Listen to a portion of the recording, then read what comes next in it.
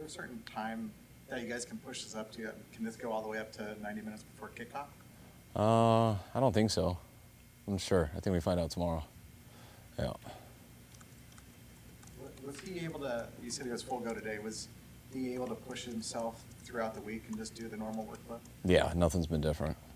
Yeah, I mean, he wasn't allowed to go. He only could do walkthrough the first day. So he missed a couple periods with that we had helmets on versus D. Did Trent end up practicing a little bit today? He did the beginning part, but nothing against each other. How is he progressing back? Better than last week, but still not sure.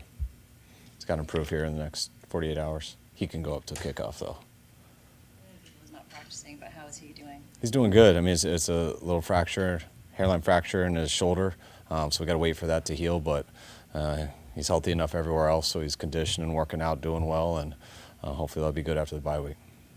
Beneficial at all to have the guy that sat in the quarterback room with Joe Burrow for the last 2 years simulating him this week? I mean, to a degree. I think defensive guys draw what they see on tape and try to tell the quarterback where to go with the ball, what they see on tape, and it's nice when they tell someone that the guy actually knows whether that's right or wrong. You know, that's just our interpretation, so he can actually say, no, they don't go to that, we're going here, and things like that. So that's always a benefit to have.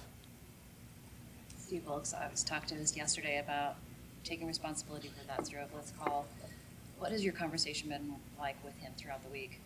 Just about football, about the fact that happened. I think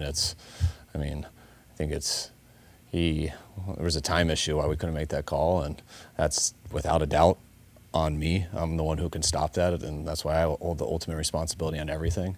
But when I was asked 2 days ago about the call, he knows we can't make that off of time, and I messed up not calling a timeout, so we couldn't call it. But I had no problem with the call in terms of what we do. I love all-out blitzing.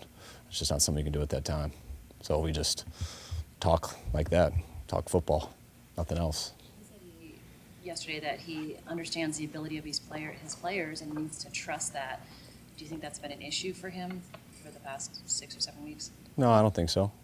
Yeah. Zach Taylor told reporters in Cincinnati that while he was with the Rams, he would watch you guys closely, and he said that the 49ers was kind of a template as to what he wanted in terms of the progression, and sure enough, they went 2 rough years, and the third year they were pretty good. Do you know him at all? I know he worked for Sean, but do you know him at all very much personally? I've gotten to know him just at the owners' meetings and stuff like that over the last few years. I've never worked with him and stuff, and I was real close with his father-in-law, Mike Sherman, who was a coordinator when I was the quarterback coach in Houston, so connected through him, but getting to know him over the years as a head coach at the owners' meetings and stuff, and I think we're great. Always when first-year coaches struggle with their team and everything, it's really easy for me to say, hey, don't worry, at least you're not start out 0-9. So I can always give that support to people, and my wife can to their wives and things like that. But he's done a hell of a job from where they've come and where they are now, and they're one of the better teams in this league over these last few years. With Trent, how do you kind of weigh, if he plays Sunday, he will have that bye week to get back, versus if he doesn't play, he gets all that time plus the bye week to come back? You weigh all that in. That could be the reason you don't. It also could be the reason that we do, in terms of, it was a lot harder last week because we felt if he did go, there was no chance at this week. Or we definitely don't want to hurt him 2 weeks from now. But he also has 2 weeks to recover as opposed to 5.5 days to recover. So we weigh all that into account. Given the fact that the concussion happened on Monday, was there any thought about just, letting Brock have this week off and so take that decision out of the equation? If there was a decision, based off of how he is and stuff. But to me, that wasn't a decision because how he's been throughout this week. And now that's why he's going to have a chance, and we'll see how the protocol goes tomorrow. You guys haven't lost here in over a year, Kyle. So after that Chiefs game, was there any kind of emphatic message about not putting anything like that on your guys' home field again? No, I'd like to say there was some special speech that I said never again on our home field, so that's only because of that is why it's been a year. But no, it's never really like that. When you lose, and you try to when you win too, but especially when you lose, you got to keep focusing. You got to keep, everyone goes through it at times in the year, and usually teams kind of fall behind and turn into the majority of the teams, or you get better and you hunker down and you get better at football, and usually that leads to wins. And I think that's what we've gone through here in these last couple of years, and especially up to that Chiefs game. That was a down spot, but no, it's 1 week at a time, and I think we played pretty good football for a while.